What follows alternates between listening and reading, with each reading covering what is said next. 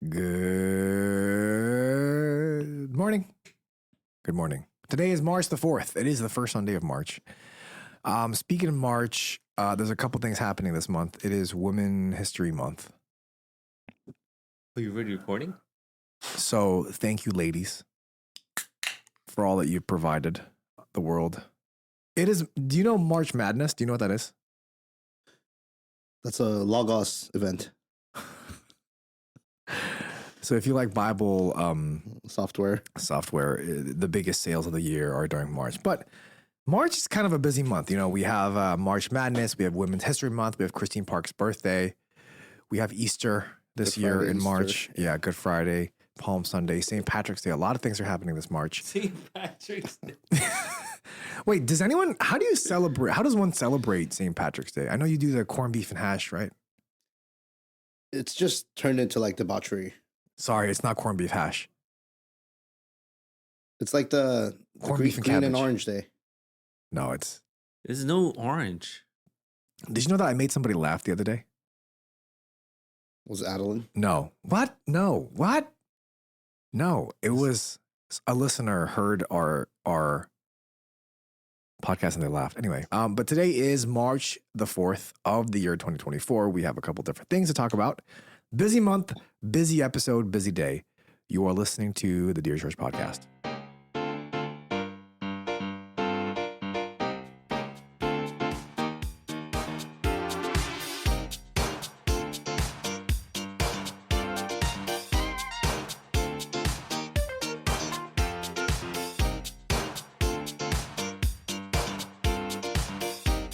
Welcome to the Dear Church podcast, where we exist to fill your ears and your minds with the study of God to see the world as disciples of Christ. My name is Sam Yang. My name is not Meek Mill. Oh. Why do you got to bring Freak Mill into this? My name is Junsuk. And we have with us Pastor Eugene, who's also not Meek Mill. No one is Meek Mill here. But today we are busy. We are busy, like literally. All of us here are busy. And so is the person listening to this podcast. In the year 2024, we are very busy. We have no time. We have no space on our calendar. I think, Pastor Eugene, you mentioned a couple months ago, or maybe a year ago, that it's funny that we have to pencil in a time to grab a coffee with a friend. And I've been thinking about that because I think I do that.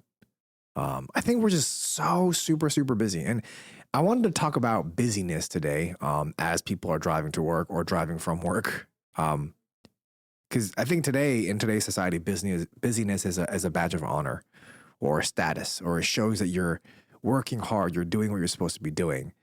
Oftentimes, busyness could be a time filler, escapism, to not deal with the things that you should be dealing with. But I wanted to talk about that, busyness. And if it's truly a good thing to be busy in today's world and what it means to be busy as a Christian. So before we get to that, I guess, conclusion, I didn't even do a proper intro. So how are you doing today, Pastor Eugene? I didn't even do one. Also, I'm hopped up on Celsius. I already finished mine. So I'm hopped up. Man,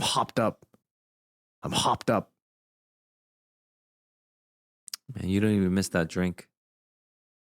So, Did you finish it? no, we still have 15 more. I gotta bring it in.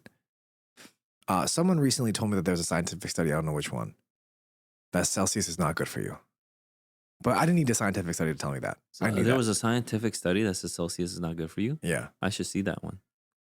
But I knew that before I saw the scientific study. I'm slurring now. I thought it was good for you. That's why I've been drinking all this Like, stuff. good for you in what sense, I guess? Your confidence. On the can of Celsius, it says it's proven in 6 published university studies. So That I'm super confident right now. it's contradictory to what you're claiming. Yeah, science is just science, man. Who cares?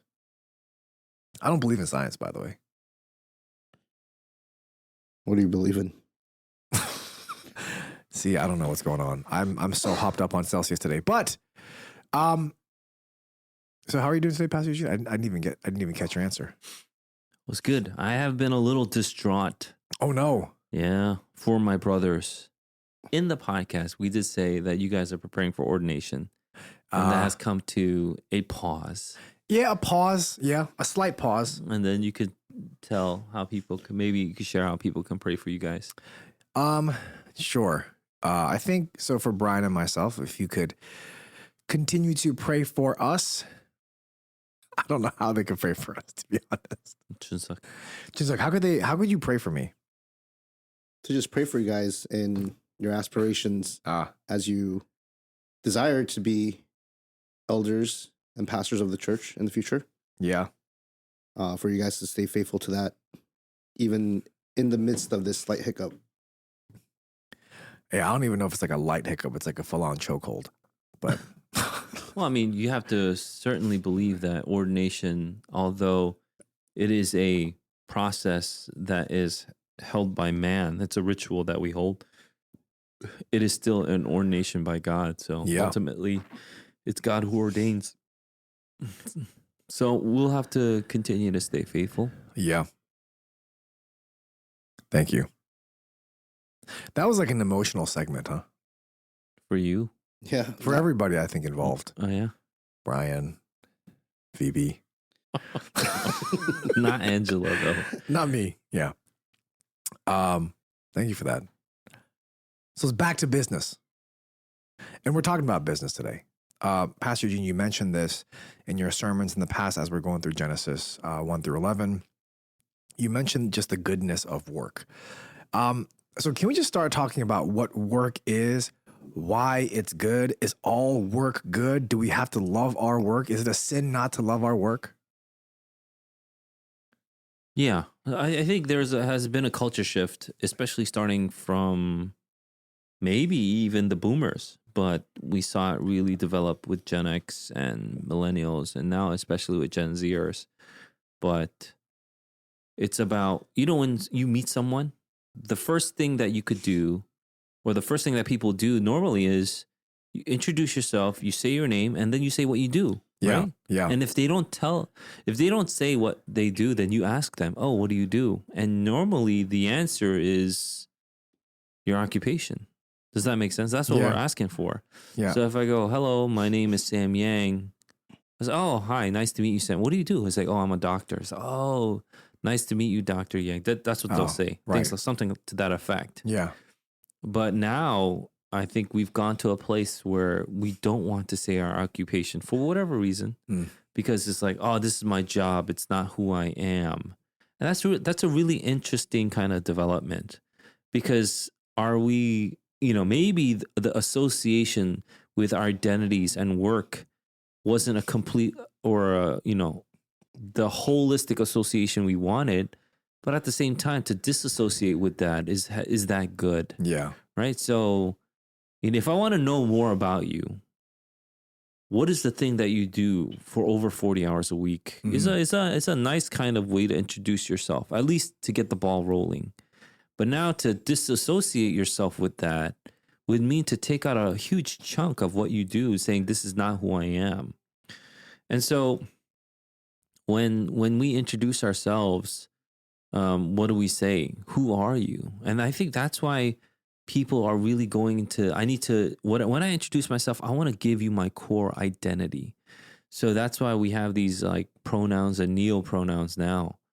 Like, what's your name and your pronouns? That's how we introduce ourselves now in the public sphere, saying, let's go around, introduce ourselves, our name and our pronouns, instead of our name and, let's say, the position I'm in, or the work I do, or what marital status I'm in. Like, those things don't define me. But what does define me? My pronouns. And so we've gone to a place where we have really disassociated ourselves from our work. But I don't think that is a biblical stance. Wait, so then how are we supposed to associate ourselves with work? Because, you bring up a good point. That's something that we do for 40 plus hours a week. So, it must have something to do with what we are. At the same time, I think a lot of times people look forward to the weekend because the weekend is when you can really come out, right? This is the real me.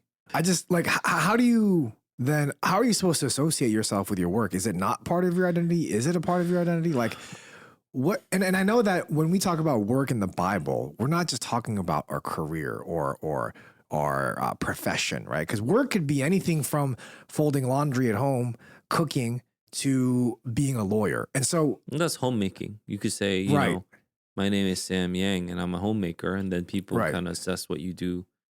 I think that's the question I wanted to stay on, only because we have gone to a place where we don't know where work is in that priority list of our life, right? Where does work fit in my life or in my identity?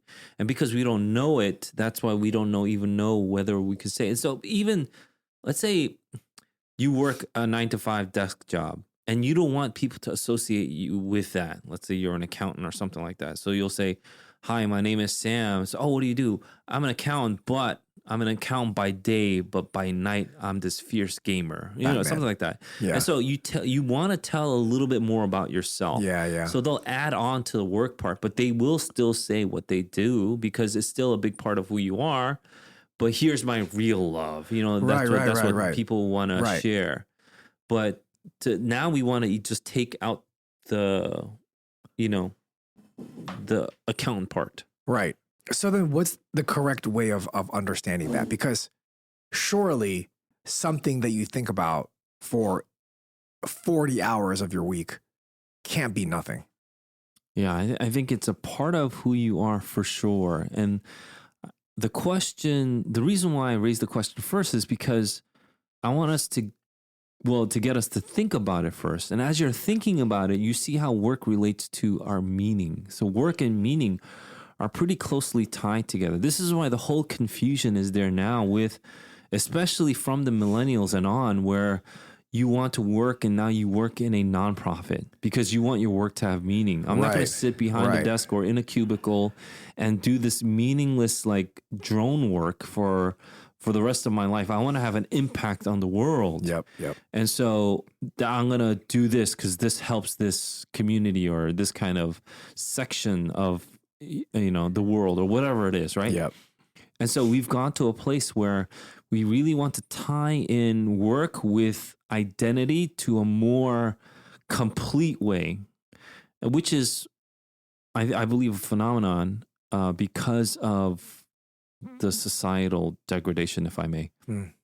Because we have gone away from our understanding of work. So the biblical understanding of work is this, and since I don't want to accept it, I need to make my own meaning and identity and understanding and all that. And we need to come up with new definitions. And so don't define me by what I do, or define me by what I do because I'm going to do exactly what I want, that kind of thing. And that's why the whole depression hits, because you are thinking that by working in this nonprofit, you're making a change in the world, or by working as a medical, doctor or nurse or whatever it is, you're saving lives and things like that. I think some people can still live like that. But I think a lot of people actually also come to the realization that, wait a minute, am I the one saving lives here? Like, how much can I really do in terms of saving lives? Of course, nurses and doctors and all the medical professionals are doing a huge job and help in society. That's not what I'm saying, but is it the ultimate?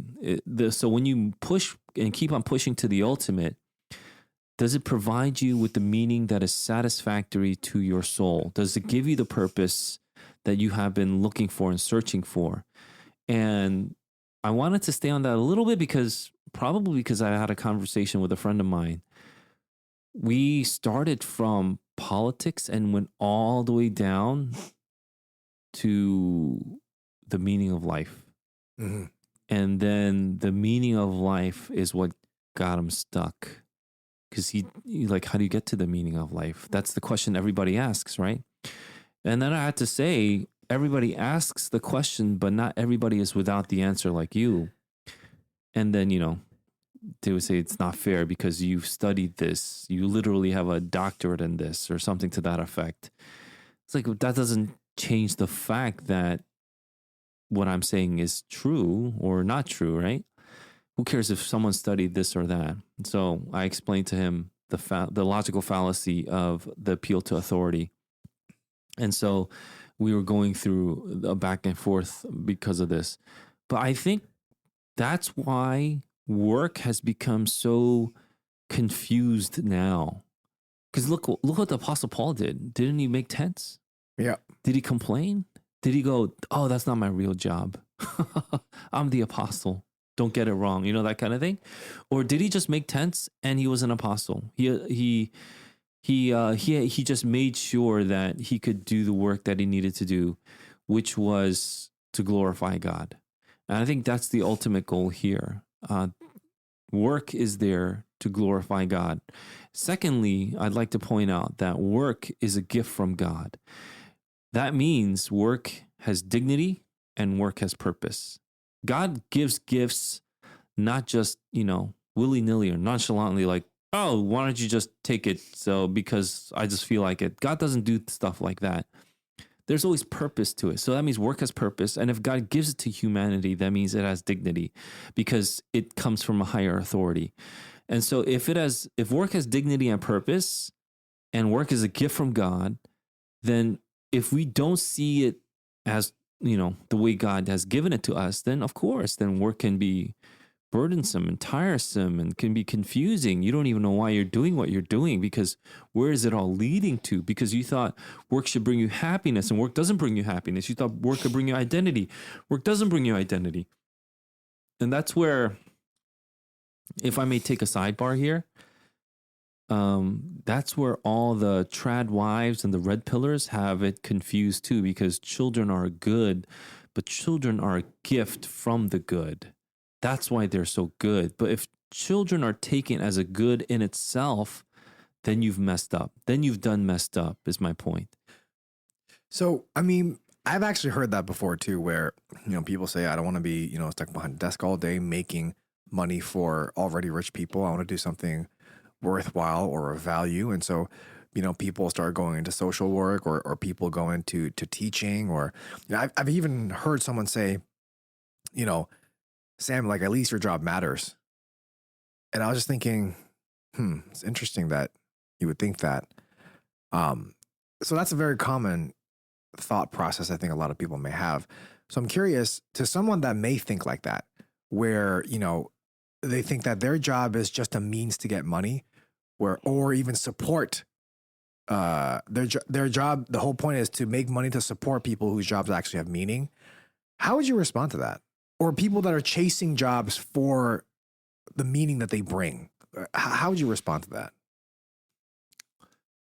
I think there is some, I think it can be complicated, to be honest.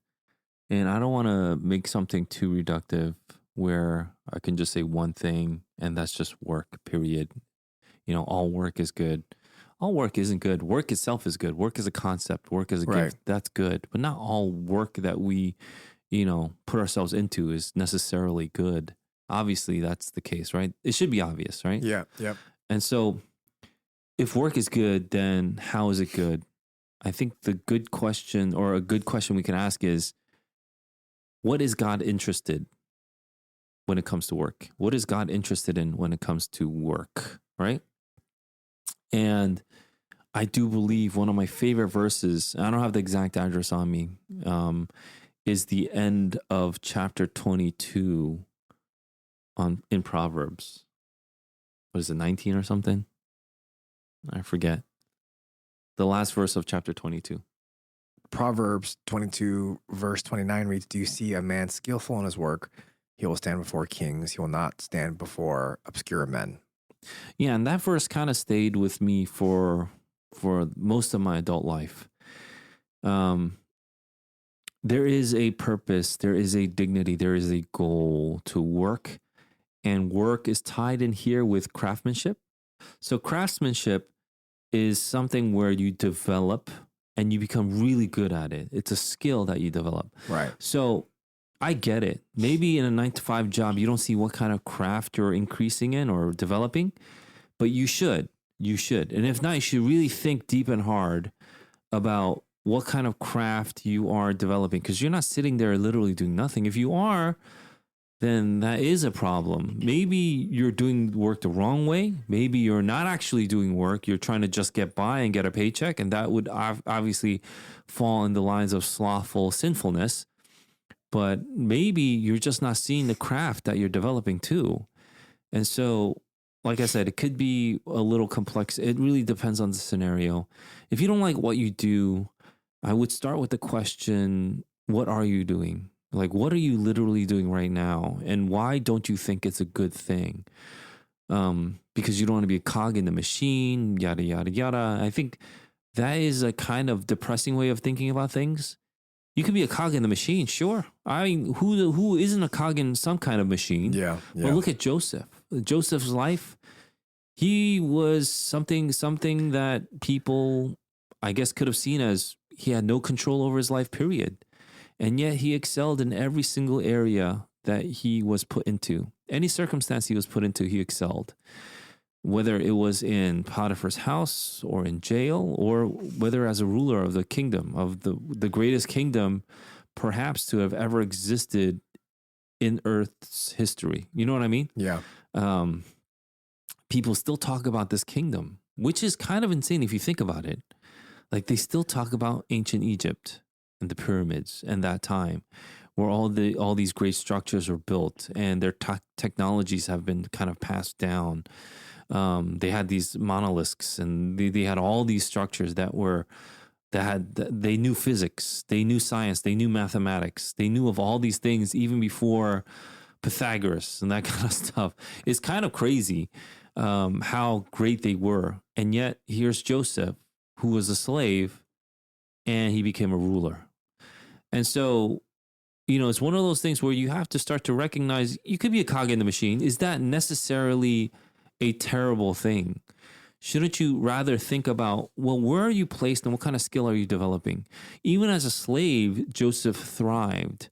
It's not that slavery is good. No one's saying that. Is it fair that Joseph was a slave? Absolutely not. And yet he knew how to thrive under the circumstances he was in. And then God continued to raise him up. And that's where we eventually get to Genesis 50:20. What you meant for evil, God meant it for good. He was telling his brothers that. And so even though the world would see it as an evil placed against Joseph, God would use it to build up Joseph, really just to save God's people. And so Joseph's story really is about, pointing to the life of Jesus Christ. Ultimately, we can't necessarily see our lives being exactly like Joseph. But at the same time, we know that God works for our good, works all things for our good. We know that to be true. And so those are things that you would kind of see. Where are you then in this understanding? Do you see your job as something meaningless, useless, a waste of your time? You know who didn't see it like that? Every single man of faith that we see in Hebrews 11. They didn't see their work like that. And so maybe it is perspective. Maybe it is your theology. I think a lot has to do with theology. So that's why I think we should stay on this a little bit, just to make sure that if you hate your job and you think it's meaningless, maybe take one extra pause today and just think about that. Is it truly meaningless? So actually what you were just saying reminded me of Colossians chapter 3, verse 23 to 24. Whatever you do, work heartily as for the Lord and not for men, knowing that from the Lord you'll receive the inheritance as your reward. You are serving the Lord Christ. And you brought up the fact that, what are we to think about if we hate our job? Let's just say I go to my work and all I do is fill out Excel sheets, Google Excel. That's pretty much my job at this point. Let's just say, how am I growing in that? How am I glorifying God in that? How am I serving the Lord Christ in that? If that's all I'm doing, I mean, like you said, being a cog in a machine, it can at times feel like you're stuck. You don't have any control. You're not doing anything. You're just working. You're just another hamster in a city of hamsters that is New York City. So how do you get out of that kind of mindset? Like you said, how do we rethink that? How do we understand that we are serving the Lord even through Google Excel, let's say? Yeah, I think that's a great way of being put back into the larger perspective of things. Sure, you could think of yourself as a rat in the rat race. At the same time, there's something there's a larger, ecosystem here that's larger than New York City's maze of rats. There's something even bigger than that. And that's God looking at his world and seeing that as God has complete sovereignty over the world, what he is doing for the people that he has called his own.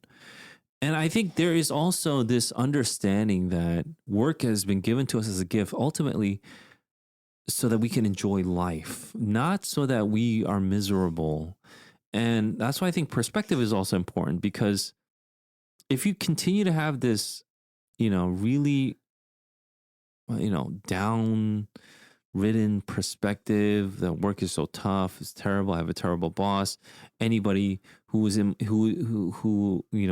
would be in my shoes would think the same thing, yada, yada, yada, and things like that. But I think work has been given to us so that we can enjoy life. Without work, the enjoyment of life is not complete. Does that also make sense? Yeah. And I think we got to keep on going deeper and deeper into this theology of work. But let's go to the philosophy of work. When you think about, philosophy, theology, same thing. But when you think about it, this is what my friend said to me when he was just starting off working. He said that, when I come home from a full day of work and my wife gives me a beer, that beer is like the best tasting beer ever. Mm. And he really enjoys that time. So he's just telling me what he enjoys about life. Right, he goes from his work 9 to 5. He's climbing up the corporate ladder. I'm sure he's doing his best. But when he comes home to his wife and his kids, and they give him that cold beer right out of the fridge. Oof, cold. Not that any of us here really drink beer, so we don't know exactly how that feels. But we know a little bit because of Celsius. Celsius is rarely cold. But he was just telling me that beer is the best beer. It tastes the best. But that's actually from the Bible, by the way. It's in Ecclesiastes, where God gives us the enjoyment of work, that God gives us sleep, and that is truly enjoyable when we work. So let's say, you could look at the passage. I don't know it exactly off the top of my head. I think it's 5:12 for the sleep part. But when you have a beer anytime during the day, it's just a beer. But when you come home after you've suffered a little bit, let's say you have a construction job, and then you get to open, I don't know if you ever saw Shawshank, but the movie. Is that when and then he gives the workers like beer and Morgan stuff like Freeman that? dies in that movie, right? But he was actually buried alive. Dude, spoilers. Yeah, dude. No movie spoilers here. If no one watched Shawshank at this point, then but it's something that God has given humanity to enjoy. The rest after work, and that's why if we go into the theology of work, that's why there's 6 days of creation and the 7th day of rest. right. God doesn't start with rest, he ends with rest, which I want to point out, there's a reason why Christians start the week with rest. Worship. Yeah. Yeah. With worship, because the work that has been completed in Jesus Christ. Yeah. That's kind of fire. That we have to understand is like, wow, it's not the work that I've completed that I could get to rest in. I get to rest in the work that Jesus has completed. That's why Christians start off with Sunday as their Sabbath. So our Sabbath is different then, because that's the whole thing with the Jewish Sabbath, right? It's 6 days of work and then you rest. But rather for the Christian Sabbath, it's actually a completely different thing. It's a completion thing, but right. I guess you can say different. If different meaning the work has not been completed. That's why they keep on ending with rest. Yeah. But then ours begins with rest because of Jesus Christ. Right. But anyway, this is the whole theology of work. The whole rest part is a part of work, and the purpose part is a part of work, meaning there's multiple purposes to work. God's creation is given to us so that we can work in it. And this is something that I believe I would have gone over yesterday because we're recording before Sunday. Yeah, yeah. I haven't gone over it yet here as we're recording, but this is something where God has created the earth to be worked. It's to be tilled. It's to be worked on. And the farming part that Adam is doing is just just, scratching the surface. There's so much more work to be done, and literally scratching the surface. I guess. Yeah. Yeah. Well, not literally, figuratively.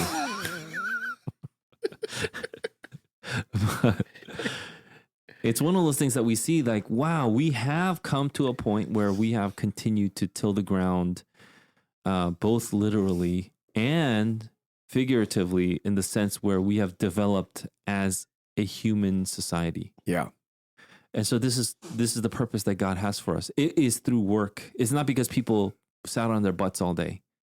You look at societies that sit on their butts all day, their societies don't develop. It's impossible. Yep. It's societies that work. And societies that have a good theology and philosophy of work are the ones that survive and thrive. That's why, even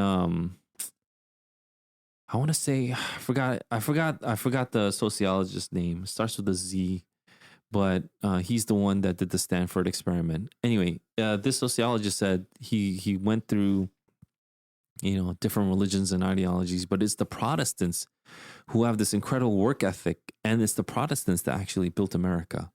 So he's not even a Christian. Who is he? Zimbardo. Philip G. Zimbardo. Yeah. So he did the Stanford experiment, which is a very, very famous experiment. He did a bunch of other talks too, but he went into how societies are developed, and he looked at Catholics, he looked at Protestants, he looked at all these other world religions.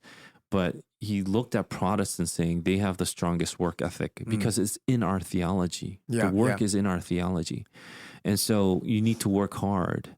It's Paul who says, if you don't work, don't eat. Yep. And so that's a pretty strong statement, don't you think? Yeah. So you need to do the work. Why do you need to do the work? And what is in it for us? What is the purpose? What is the dignity? What is dignified about work? All this stuff is in the theology of work. So we know that work is good because God instituted work in the beginning, before the fall. This is good. Work is good. But in Genesis 3, we see the curse, and we know that even that work has changed a little bit.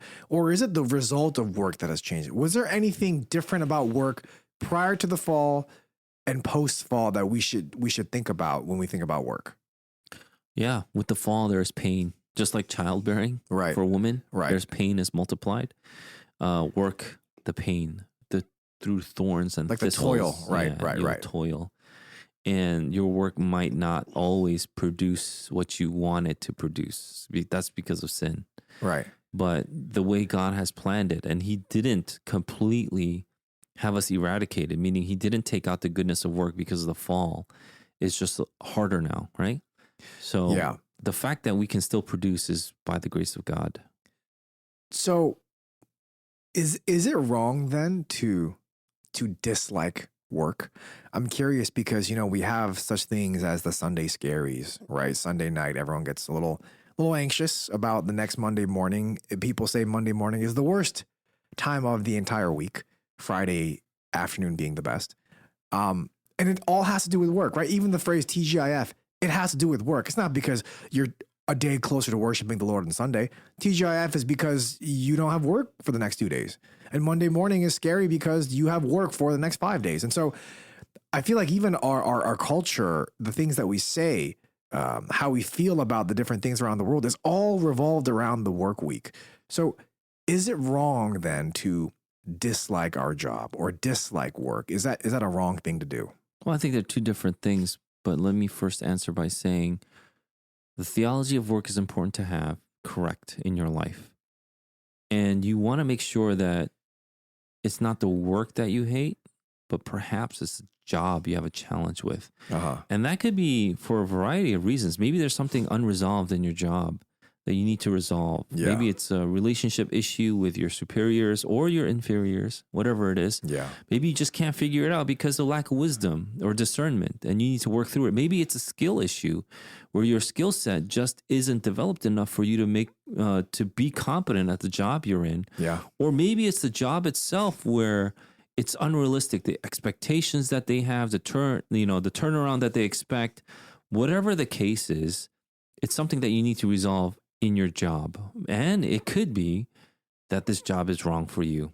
But I think people jump to that too quickly, to be honest. I think you need to stay on it. But if you put your job and equate it with work in general, yes, I think you're wrong. Work in general is not your job. And so that's why I keep on saying the theology of work. You have to understand what work means and why work has been given to man as a duty, as a gift. All these are true. Yeah. And so it's for the benefit of you that you've been given this job as well, or work in general. So you benefit from work. If you don't have work, you will die. And so because there's no purpose. And so the purpose that we have is to work, and that purpose or that work glorifies God. Can we say then that idleness is a sin because it is a dislike or a hatred or disobedience to the command, the good command to work as God instituted? Idleness is a sin. Yeah, for sure. But is it because in comparison to work, right? It's because we don't love work. We don't obey the command that God has given us to work. And that's why idleness is contrary to the good command of work that God has given us. Okay. I mean, we could go to the Bible. 2 Thessalonians 3, 10 to 12. 2 Thessalonians 3, 10 to 12 reads, "For even when we were with you, we would give you this command. If anyone is not willing to work, let him not eat. For we hear that some among you walk in idleness, not busy at work, but busybodies. Now such persons we command and encourage in the Lord Jesus Christ to do their work quietly and to earn their own living." Yeah, I like this verse in particular. Something that my mom told me to not eat if I didn't have a job. And it was like, wow, whatever. And she's like, it's in the Bible. I was like, what? But I think looking for work and finding a way to work is obedience. And so you want to obey God ultimately. You don't want to just do it for the bread bowl, or the rice bowl. I don't know, whatever you want to call it. Bread bowl is like a thing from Panera, I think. Yeah. Very I meant carb bread. heavy. Yeah, I meant bread. Okay. I combined bread with the rice bowl. A rice bowl is just a bowl for rice, right? Not a bowl of rice. It's a bowl of rice, right? Like, it's not a bowl made of rice because a bread bowl is a bowl made of bread. A bowl of rice is a rice bowl. And if you're saying a bowl made for rice, there's no such thing. Just what? Isn't that a rice bowl? Just the bowl. And you put rice in it. I don't like the way you pronounce bowl, man. I think B-O-W-L. No, you pronounce it B-O-L, and I don't. So, Pastor Gene, I have a question. So, in our country, we have a government system for unemployment, for welfare. How should we look at those things in light of 2 Thessalonians 3 here? Yeah, I think I think social programs are a little bit in the gray area for me. It should help the person get back on their feet and so they don't starve. But at the same time, it can obviously be abused. I think a lot of people abuse it. So they could find work, but they won't because they could collect unemployment for a little bit. Or they're a little more passive about the process. I want a little break. I want a little vacation. Right. I don't necessarily blame the person for vacation. Maybe you work to the bone at your previous job and then you got let go. You just need a time to reset. How can I blame someone for that? And so this kind of system is this kind of, pay system is put in there to help us. So I don't necessarily think it's a bad. I think it's a little gray where you will still see a massive amount of abuse where people could find work, but they don't even try.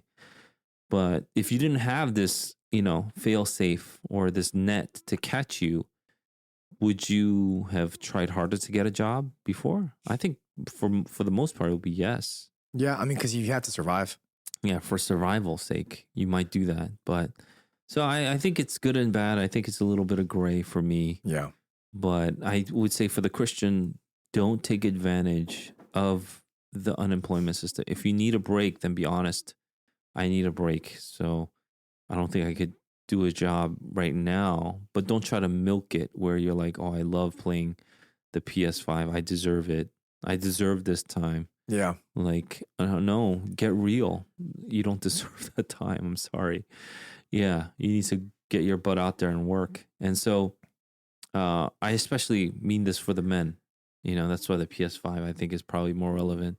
Did you know I've been playing PS5? Did I tell you that? I have been. You've been depressed a little. No. So that's why you need it. No. So I don't blame you. No, that's not why. It's a little gray for me there too. No, but I've been playing. Did you know that though? No. He's a wizard. Yeah. So. Oh, in Hogwarts. Yeah. Recently, I heard it's the #1 MMO right now. Yeah. Someone lent me their PlayStation 5, a church member, because I had like 4 hours free one day, and I was like, oh, I could do this. I heard it's on the Wii, not the Wii. The Switch. Yeah.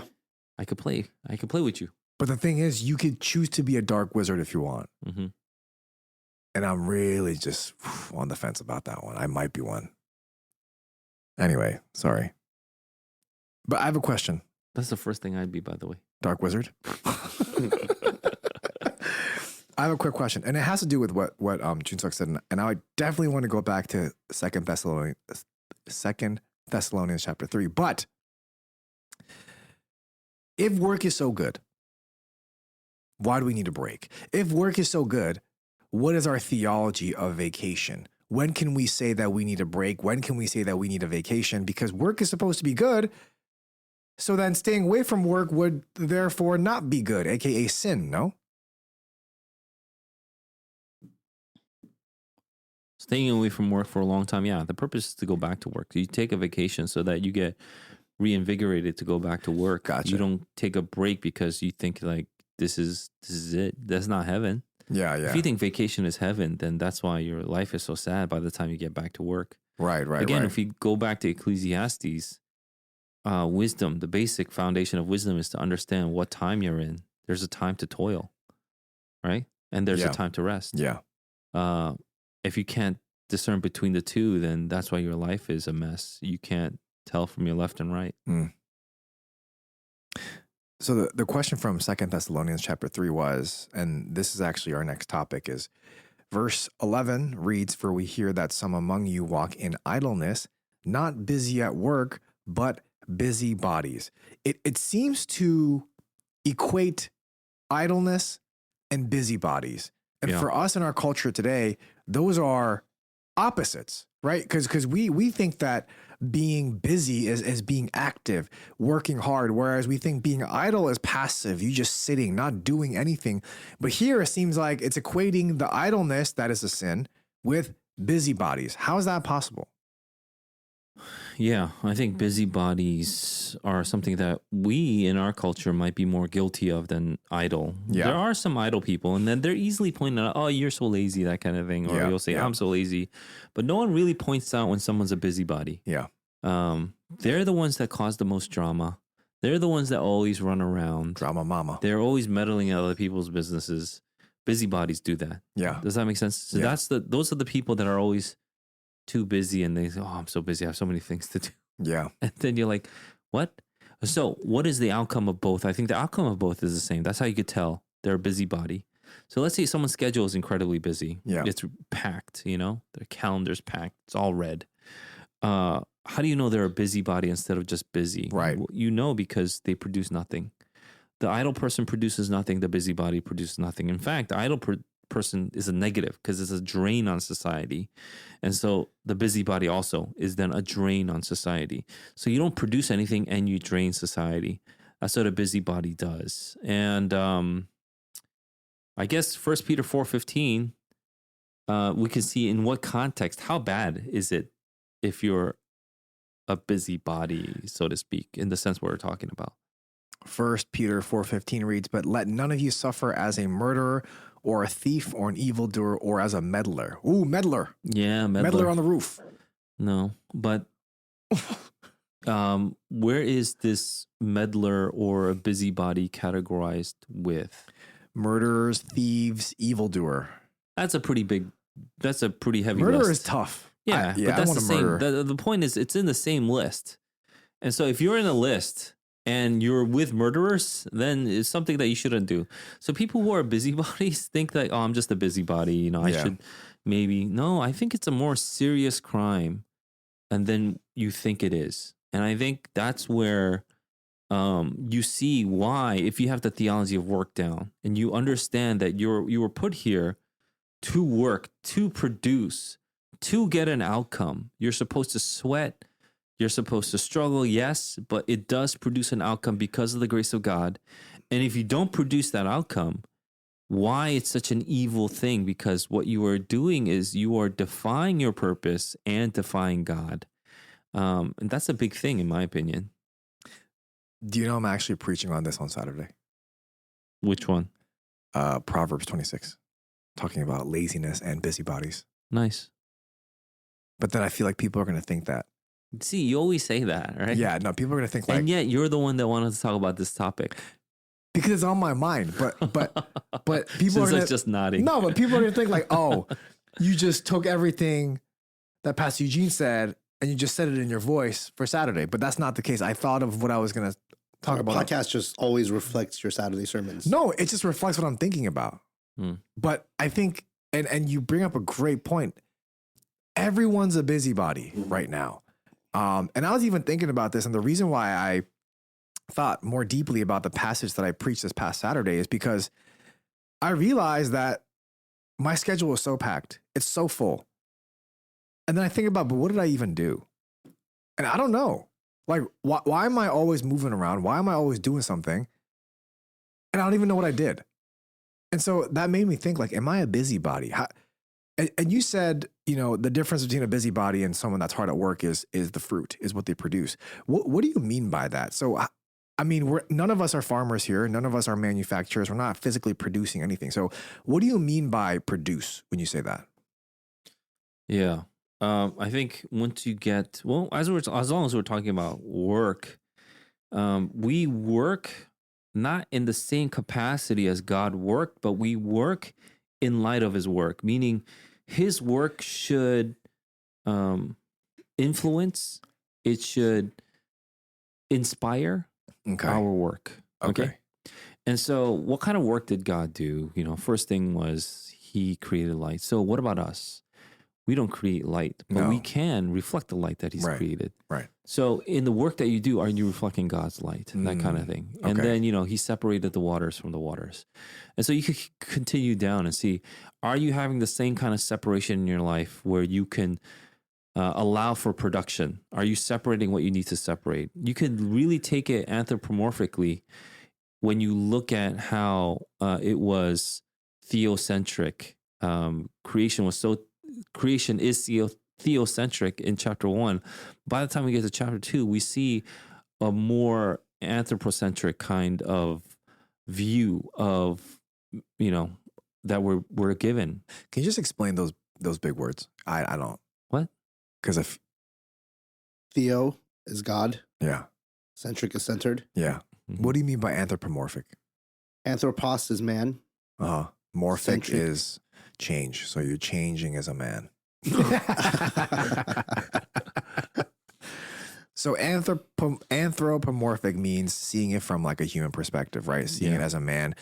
Theocentric being God-centered. But so when you say that creation was theocentric, like what do you mean by that? Well, all of chapter 1 is a theocentric view of creation, meaning God is at the center. Okay. We like to think that there is no center or everything is man-centered. I think they're both wrong. And so there is no center. Life just happened. Where's the center though? Where did it happen from? Isn't that important? It's like, no, it's not important because it just happened. I think that would be an atheistic point of view. And that's kind of a sad point of view. So when we say centric, we do actually mean physically, but also spiritually, meaning meaning-wise. So meaning-wise, there is a reason why God created, you know, the heavens and the earth. And that's what we start with, Genesis 1:1. The fact that people don't know Genesis 1:1 is why we're in this mess. So you would hope that whoever would do a Genesis sermon series, you would stay on Genesis 1:1 for as long as you can, because it's so important people get Genesis 1:1. Otherwise, 2 and on doesn't make any sense. Yeah. And so if you start off with God, then this is the beginning of understanding. If you don't start off with God, you don't even have the beginning of understanding. You are confused, left in the dark. You are groping for something, but you don't even know what. And so you're basically the blind leading the blind if you consider yourself a teacher. But I believe also that there are a bunch of people who, I don't know, don't even want to know. They just rather grope in the dark because they love darkness more than light. What else can I say? You know, what Jesus said in John chapter 3 is right. And so that's a very sad place for us to be in. But going back to work, if I may, when we see that our work is like a little subset of what God has ultimately done, meaning it's a reflection. We're supposed to reflect the character of God, the goodness of God in the work that we do. We could see it in the minutia of even the creation story, or the details, not the minutia, it's details of the creation story. But in an overarching view, we would probably see it as, you know, the work that we do reflects the character of God. And that's why work is so important, because what we have been tasked with is to reflect the character of God. We fail at that all the time. And that doesn't mean, though, that we ought to give it up wholesale, because if something was created for a purpose and you're not perfect at it and you just give up, then what are you doing? You're not doing the purpose either way, but you're going to fail even more big time by giving up, right? So our work is to reflect God's work. And that's what you mean by produce. So the distinction between someone that's a busybody versus someone that is a hard worker is that whatever we are doing reflects what God did and what God is doing currently as he is sovereign and providentially ruling over the world. Which is his character. Right. We are reflecting his character in our lives, which is kind of a very dignified thing, don't you think so? So work is a dignified gift that we have been given. That's where the dignity portion comes in. So I guess what's your advice on people that may think, hey, maybe more than a hard worker, I'm just a busybody. Like you said, I think that's something that we can be guilty of here in the Northeast, especially in the tri-state area. We like to be very, very busy. And if we have any downtime, all of a sudden we start freaking out. Like, what am I supposed to do now? Yeah, I don't know. I don't want to get you more depressed, but let me start off by saying this. Wait, why would this get me? Well, you'll see. Oh, no. You'll see. You gotta wait. Oh, no. Wait for it. Yeah, the question was, for someone first, number one thing is to repent. Repent if you're a busybody, because it is a grave sin. Yeah. And number two, you have to know what you are to do. As time goes on, you're supposed to get better at your craft. Does that make sense? Yeah, yeah. And so as time goes on, you get better and better at your craft, and you need to exhibit that craftsmanship, just like we read in Proverbs 22:29.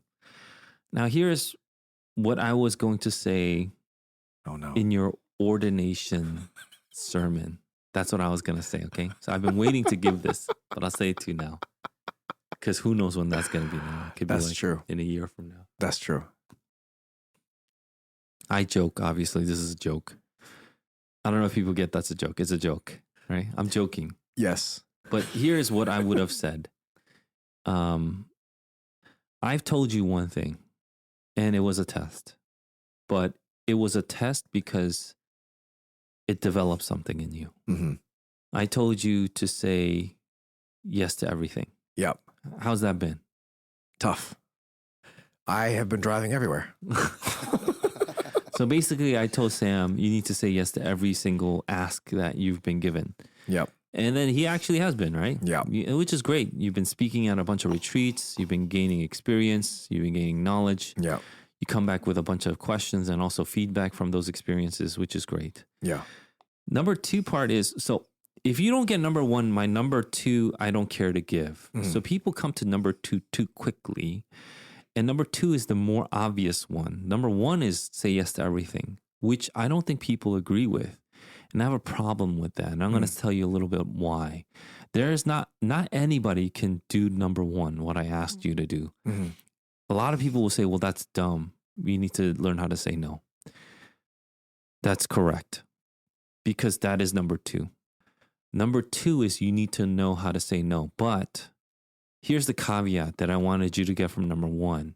When you say yes to everything, you recognize what I should say yes to in the future. Yeah. If you say no too early because you don't think you should say yes to this, because you think you know yourself, while you are still in the process of maturation and growth, then you have not fundamentally developed in every way you could possibly can. Yeah. That makes sense? Yeah. So say yes to everything. Take every opportunity you can, see where you fall short, see where you need to get strengthened up, see where you need to reinforce what you need to reinforce, develop what you need to develop. And then once you get to a point where you are developed to a good degree, then you could have the discernment to say no. Yeah. Why would you say no, though? The only reason why you would say no is so that your yeses can be so much more powerful. That means the things that I'm saying yes to is my skill, is my craft. I'm not just saying yes to anything. It's not yes to what I necessarily like even, but it's yes to my craft. That's what I'm saying yes to. And so my no's will reinforce my yes because I can't say yes to everything. That's something that you learn from day one of saying yes, but you keep on saying yes, yes, yes. But by you saying yes your whole life, or the development of this period in your life, you are learning to see what you are good at. Too many old people have not done this. They've never fully developed. And I see that and I'm sad because they could have had a better growth and maturation period. So me seeing this, I'm telling you from what I see, don't be those guys who think that they need to learn how to say no first. Yeah. I disagree with that so strongly. Yeah. And you can tell in the staff meetings that I lead, I disagree with people who say no so quickly, especially when they're in their infant stages of development. People who start to say no so early don't even know what they're saying no to, because what they're saying no to could have been something that they needed for life. You needed it in your life, but you didn't say yes to it. You thought you knew what you needed and you said no too early. And so you have to learn how to say yes. How is that? Would you have cried? If I said, If I gave you that in your ordination sermon? maybe. I think I would have cried either way, to be honest. I think there's no way that I'm not crying at anything. Well, when it comes, eventually it'll be sweeter. Yeah. Yeah. It'll be that much sweeter. And by that time, you'd have had another season for me to talk into. But don't worry about that. That's true. And so one of the things that I've also noticed is when you're supposed to give the advice, don't hold it in. So that's also something that I've learned over time. It's like, oh, this is going to be good when this happens. But what if the time is now? So yeah, sometimes waiting is good. Sometimes giving it then is good. Yeah. But that's a sidebar. But I'm saying work in itself develops the person. And if you're not developing as a person because you're thinking, this is not for me, this is not for me, man, you're going to be 50 and you're going to have a very, very small or low level of skill. Right. That's sad when I see that, especially when this person has so much potential. Right. So if you're like in your 20s, early 30s, let me tell you right now, when you're given the opportunity and your first instinct is to say no, I want you to ask yourself, why am I saying no to this? Is it because I'm too busy? Why am I too busy? If this is an opportunity, am I a busybody? Because if this is going to develop me, my character, my skill set, my craftsmanship, why am I saying no to it? And so I don't like the whole culture of saying no. Actually, that's where I think I stand against a lot of people here, because people think that by saying yes, you're going to tire yourself out. You're going to get burned out. And I would respond to that statement, good, get burned out, get burned to a crisp, die, because you need to know where your limits are. Yeah. You want to reach those limits and you need to recognize this is my limit and I suck. I'm terrible. I need a much larger threshold. I need patience 2 times of what I have if I'm going to be a pastor. Yeah. For example. Yeah. I can't be like, this is my limit as a pastor, as a person. This is my limit of patience. I can't take any more. That's your limit as a human then. Yeah. Is that what's going to glorify God? Too many people, I'm telling you, too many people believe this is their threshold. They won't push it any further because it's too late for them. Yeah. And that for me is sad to see. Your capacity, the jar that you have that we could put in stuff has already been filled. So you're not going to do anything more. And that's your lot in life. I do believe it's because your theology of work has not been complete. And so hopefully people listening to this will understand. Look, if you're 50 and this is something that gets you, don't worry, it's not too late. If you can do that, I mean, you're not going to be as good as if you learned it in your 20s. I get it.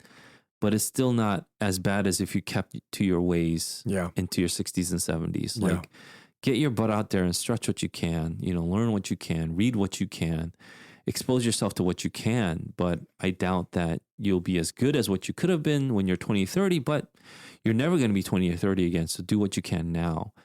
There was this TV show that my wife and I enjoyed watching a while back. It was called The Rookie. And it's about this guy who became a police officer for the LAPD in his 40s. Oh my goodness. Yeah, and it's really late. So he's there with like these 20-something-year-old rookies and he's trying to run around like that. And he actually does a great job, right? The whole show is like kind of unrealistic in that sense. But it's something that we enjoy watching because here's a guy who wants to start his life over again and wants to do his best. So he really tries. And the reason why the show is successful, in my opinion, is because the dude really struggles. Mm-hmm. He understands that for him to do this, he's got to work twice as harder as the young guys. And he does. He puts in the hours. He memorizes the books. Yeah. Even though he's in his 40s, that kind of thing. He does what he can. He does what he can because this is his mission in life, right? So if you understand the mission, then who cares about your age? And so even if you're 50, 60, you think you want to retire, whatever the case is, if you understand this is your mission, then I think you would push yourself, extend, try to make your jar a tiny bit bigger, Yeah. That's better than nothing, I would think. So how do we, so, I mean, you said repent. And obviously repenting requires us turning from our ways and turning to the ways of God, turning to God. What then? So I think for us in our area, it's really hard to, again, differentiate between busybodies and hard workers. They're synonymous right now in the world, especially in this New York City area. So, how do we, after we repent, how do we make sure that we don't fall into this pit of busybody-ness again, but rather be hard workers for the Lord? Yeah, I think this is a good one because in some ways being a busybody is more dangerous than anything else because a busybody is now equated with our personality. So it's in your personality to be a busybody. It's in your personality to meddle. Right. It's in your personality to always run around like, chicken with its head cut off, that kind of thing. And you're just running around doing nothing, actually. So the first thing about repentance is we sit down, we recognize our sin, and we stop the sinning so that we can go on to do something that's on the other side, the positive end of things. Right. And so if we want to start to produce, we need to first stop doing what's bad. So to stop meddling, to stop being a busybody, to stop making sure that we're not idle in the opposite side, right? The flip side of idleness, like non-producers. In 1 Timothy 5:13, Paul actually puts busybodies next to gossipers, I believe, right? Yep. 1 Timothy 5, verse 13 reads, "Besides that, they learn to be idlers, going about from house to house, and not only idlers, but also gossips and busybodies, saying what they should not." Yeah, so you can be idle and you can be a busybody at the same time. That's crazy. These are all terrible, terrible things is my point. So stop going around from house to house doing nothing, just talking up gossip and talking smack about people, I suppose. to see how you can help. And if we go back to Second Thessalonians, it's to work quietly. What is a quiet work that you can do? So if you're a busybody, it's usually loud. People aren't busybodies quietly. Yeah. Which is also funny how true that is. Help clean up the church. You don't need recognition, give out, learn to give out bulletins, join the team to do that. Maybe you won't even get in because there's a line to join that team. Yeah. I don't know. Do something quiet. Cleaning up the church is great in my opinion, because it's a quiet job and no one bothers you. And you do it when no one's there, which is like on a Saturday. It could be cleaning up the church without anybody knowing. Yeah. It could be doing something like, I want to do the dishes one day, or to wipe down the tables after my small group uses it. And it doesn't need to be like a big show of anything. No. But it is a production, meaning I'm producing something. There is a gain that people get, and also a glory that I give to God. So those are small things. I would say start off with the small, and then you start to learn about the big. People always want to produce big. You're not going to get the world's biggest pumpkin on your first pumpkin batch. Yeah. You develop that over years and years of planting and growing pumpkins. And so you want to start off small. Learn the basics of pumpkin growing before you want to grow the biggest pumpkin. And so learn the basics of production before you think that you could produce big time. And so do the small things, and small things aren't bad things. If you stay small forever, that's not a bad thing, The pumpkins that we eat are all from small things. So, delicious. Right. No one goes around saying, I can't wait to create the biggest pumpkin so I can feed people. They just do it for show. Right. So things that we eat, things that we produce, the things that we consume on a daily basis are one of the things that we get to enjoy in life. And that's what work produces. And so do the small things, because I think that's what makes the world go around. That's what feeds people. That's how societies continue to function.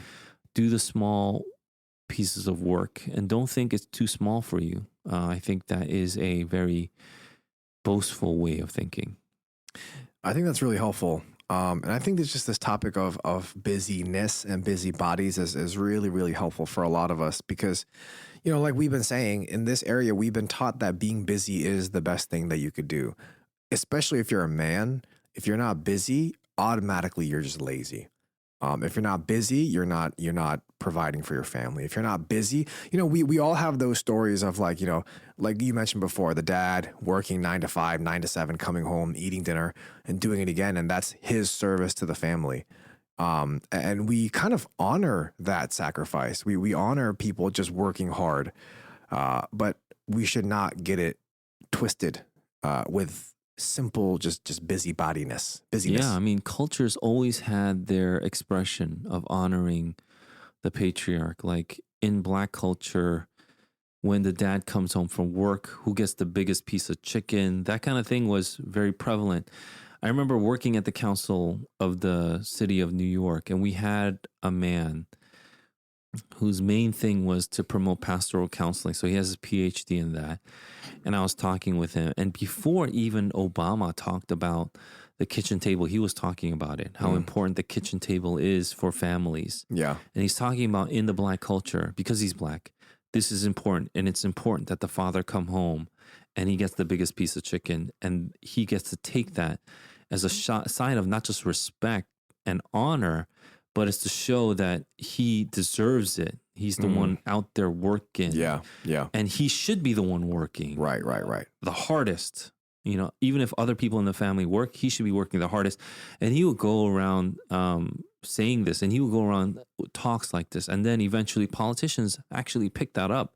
And it went all the way to the sitting president at the time would talk about the importance of the kitchen table. I don't think he believes it now, by the way. Obama, I don't think he believes that now. But because everybody was talking about it, he picked up on a nice talking point, and he would say that in public interviews, because that's what people are talking about. You want the society to thrive. You have to have these cultural expressions that show how important work is and how it's honored in the family. And so it could be, even in Korean culture, when you sit down, who takes up the chopsticks first and can get that piece of meat?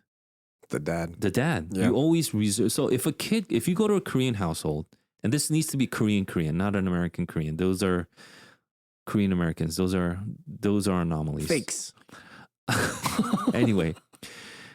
And then there's like, you have all this banchan on the table, and then you have this piece of meat, whatever it is. Who picks up the chopsticks first and gets to have his choice? And the dad does. It's because you're honoring him.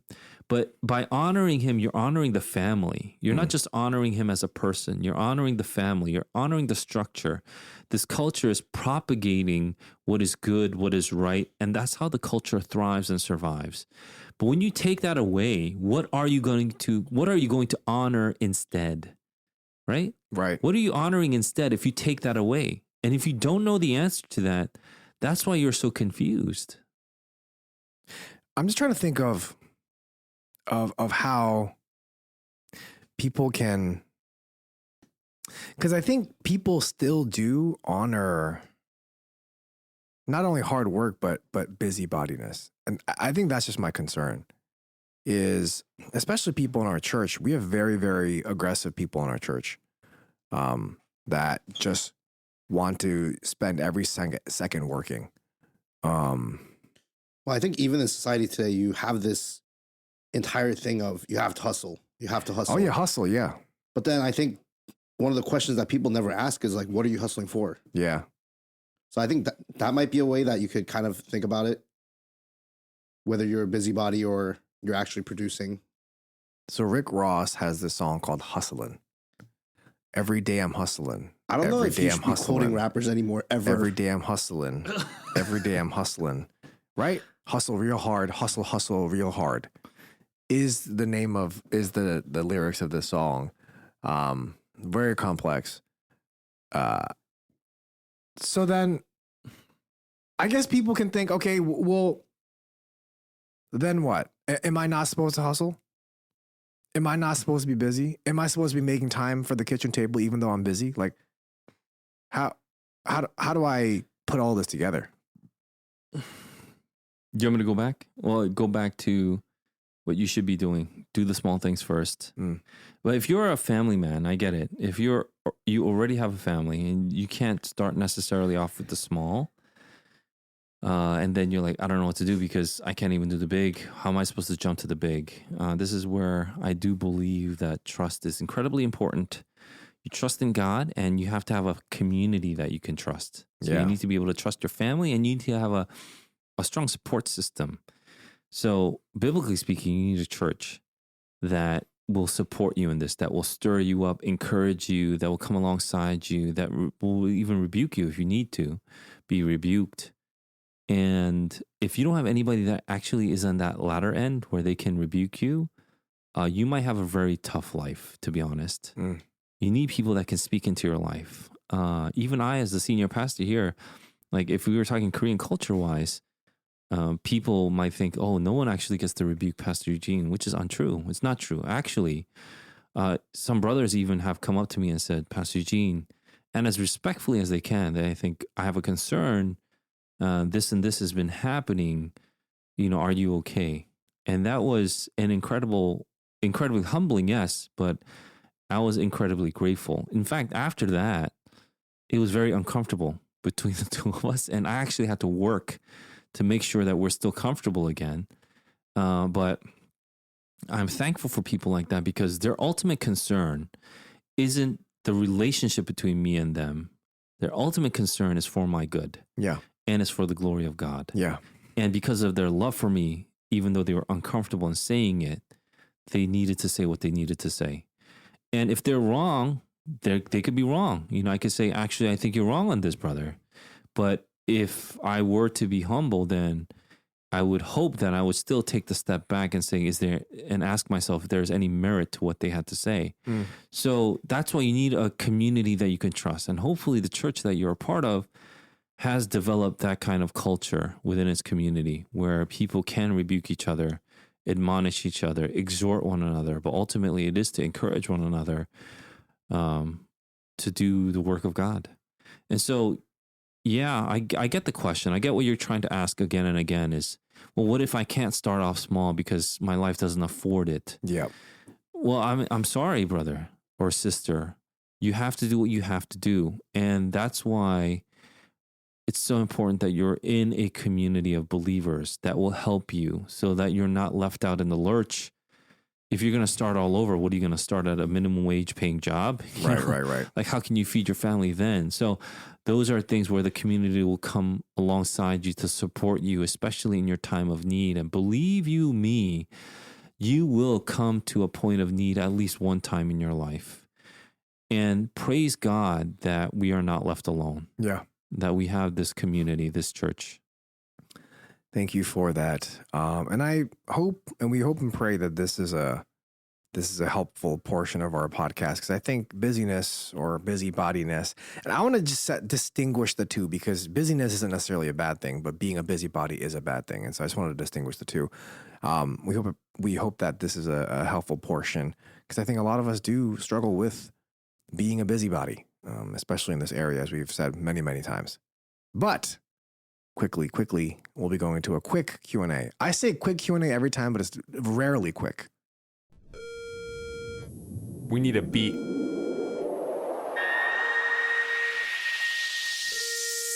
What you got in the bag? What you got in the bag? What you got in the bag? Today, the question is, 2 weeks ago, Pastor Paul preached a sermon on Genesis 32 about Jacob wrestling.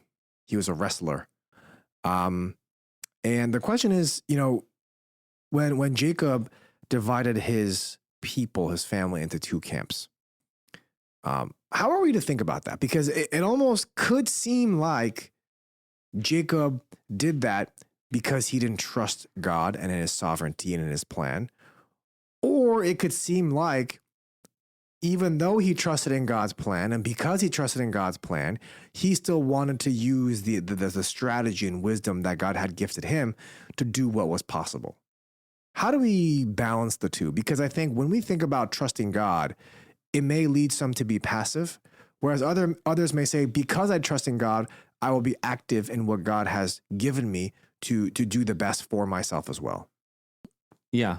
I mean, if you pray God for daily bread, you don't just sit there and expect it to show up miraculously. Right. I think that is a foolish heart to have. Yeah. If you pray to God and you trust in him, then you move according to that trust. Jacob's situation is kind of interesting too, because it seems as though he is being conniving in his dealings. And I guess it depends on the person that you ask or how you see it. I can just tell you how I see it, if that helps. That would be great. Yeah. So the full story is Jacob is incredibly afraid of Esau. He knows that Esau's coming out to kill him. And there's no reason for him not to believe that, because he has 400 men with him or something like that? He has 400 men with him. Able-bodied men, I think is what it says. I don't have the text in front of me. But these are men that are not like boys or elderly. Able-bodied means they're soldiers ready for war. So he's bringing 400 men to Jacob. That means he can wipe them out. That's what it is. Yeah. So I think Jacob has a legitimate reason to be scared. I know we know the end of the story, and I think that's what sometimes kills us, because we know the end of the story. Esau didn't try to kill Jacob, so we think, oh, maybe Jacob was wrong. I don't think that's true. I think if any reasonable person that would have seen this would have thought the same thing. You're here with your family, with all your livestock, with all your belongings. You're vulnerable.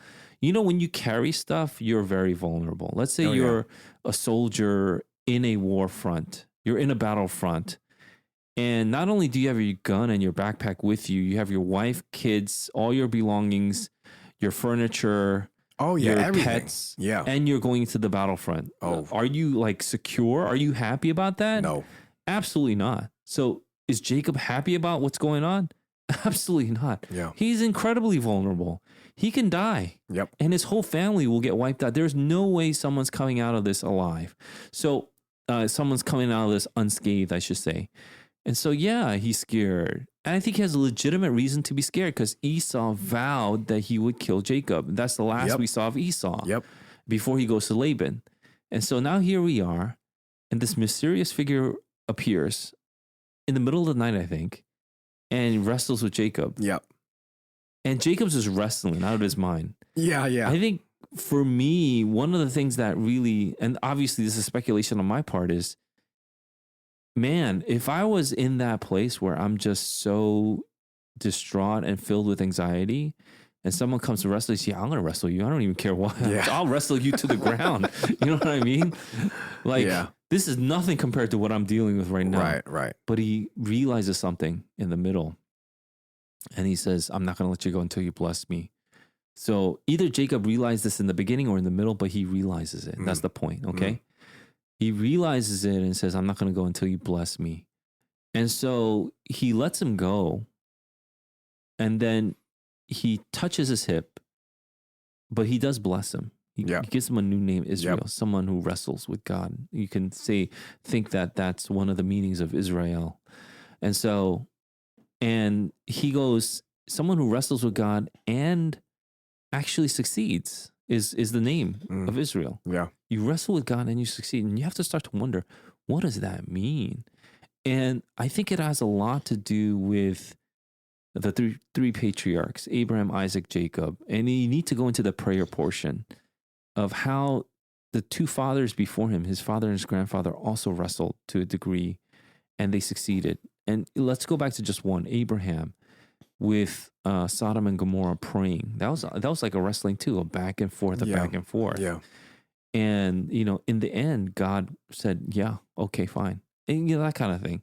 And we could go into the sovereignty and providence of God. I get it. But the point is here, you wrestle with God and then you succeeded. That's the point, okay? I'm not taking away from anything from God's divinity or sovereignty, but I don't want it to be fatalistic. I think that is one of the things that we can be guilty of. If we continue to think God is sovereign in a fatalistic way, meaning we absolutely have nothing to do with anything. We're just like ants, something like that, to that effect. That's not how God sees us, by the way. Yeah.